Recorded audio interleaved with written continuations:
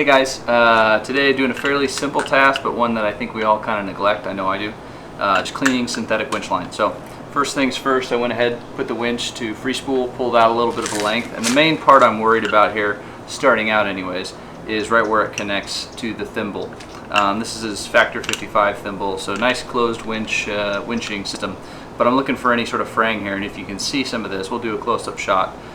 There's a little bit of fraying, and the end of the thimble here where it connects is a little bit bent. I can see that we use this winch at Overland Expo, so other people are using it, and I think somebody just kind of winched it in, not realizing that if you get it where this width part here is against the fair lead, you can do some damage. So I went ahead and smoothed this out as best I could so it doesn't fray the winch line any further, but this winch line is probably not far from needing to be replaced. I've had it for about 5 years now, so just something to check out. So go ahead, and as we're unspooling this, I'll just be checking for any other fray marks. Once you get to the portion that's on the drum, you're looking for any sort of cooked section. So if the synthetic winch line has gotten too hot due to the winch, it's going to start getting a little plasticky. So as we're taking this off here, I'm going to go ahead and put it in this first bucket. Next thing I should mention too is you're going to want 2 5-gallon buckets or whatever you've got for clean water. I like doing 2 because I start with the winch line in one, sort of soaking, so any dirt that's on the surface can come off and stay in this one bucket. Then I'm going to be putting it in this one to clean it, and I'll show you how to do that. And then finally we'll just put it on a towel or a blanket so it's not sitting on the dirty ground before we spool it back on. Quick footnote. Although this is how I clean my winch line, you may see some folks use a pressure washer on the line to clean it. A winch line manufacturer has told me that blasting water into the line forces dirt further into the braid, and doing so causes further abrasion, which is what we're trying to prevent by cleaning it.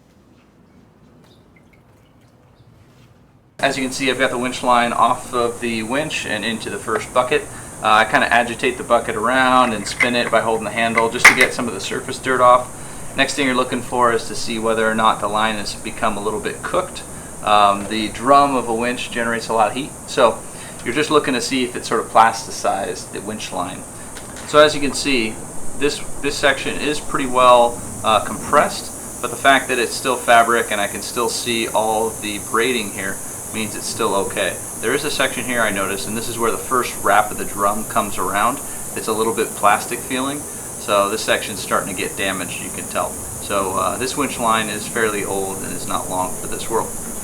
Okay, next step, we got the clean bucket of water here, and this is where you're actually cleaning the winch line. You've gotten some of the surface dirt off of here, and then as you're taking it through the clean water, you're opening up the braids. Okay, I'll go ahead and give you a close-up of that. So keep opening the braids as you're bringing it through the water, and then you're going to go ahead and put it on something that's fairly clean.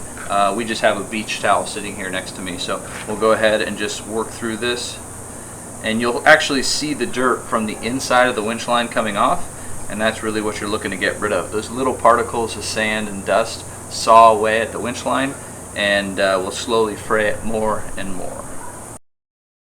Almost there. So close. So it's not really hard work, but man, it takes a while. There's so much sand and dirt down at the bottom of this bucket. That's why I'm not just leaving it in this bucket. I don't want to redeposit all that into the line. So. Alright, so as you can see, the bucket with the winch line second is actually dirtier than the first, so that's a little bit surprising. I thought there'd be enough silt and dirt on the exterior of the line to make this one actually dirtier, but just goes to show that opening up the braids there really is worthwhile. So we've got a clean pile of winch line here, and then we just need to respool it on here. So for right now, since we're not out somewhere where I can put true tension on the line, we'll go ahead and do as much tension as we can do by holding the line.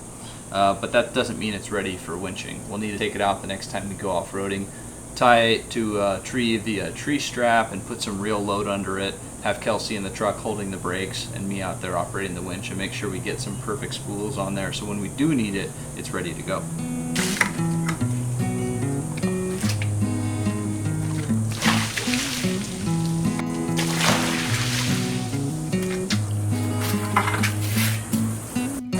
Okay, so now we have a bucket of clean winch line, and we're going to spool it back on. All I've done thus far is I've laid a piece across the drum, used a little bit of electrical tape just to hold the corner down, and really that's just to hold it in place, so as we spool the first couple of rounds on, it will pulled onto that first cross section on there. So we're down the last little bit. As we noticed before, the spliced on little metal thimble here that's going through our Factor 55, it looks like at one time it was put in like this and damaged it. It also damaged the splice a little bit. It's in okay condition, but I don't want to do it again and cause any further damage. So we'll make sure that we have that sideways.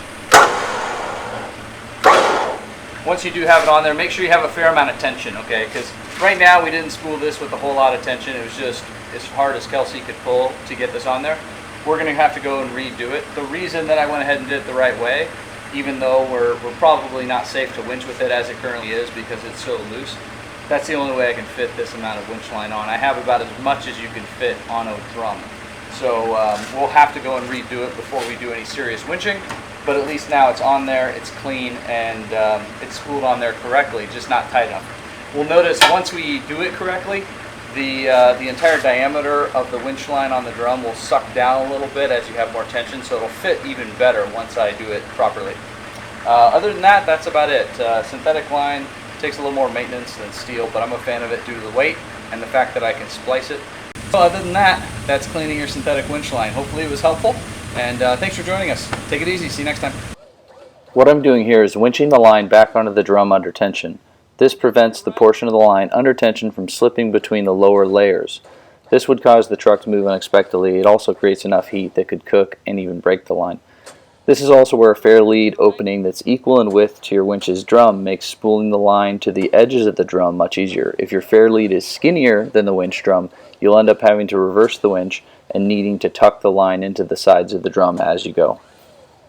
Now fair lead. So this is fairly wide, and wide enough fairly wide. Okay.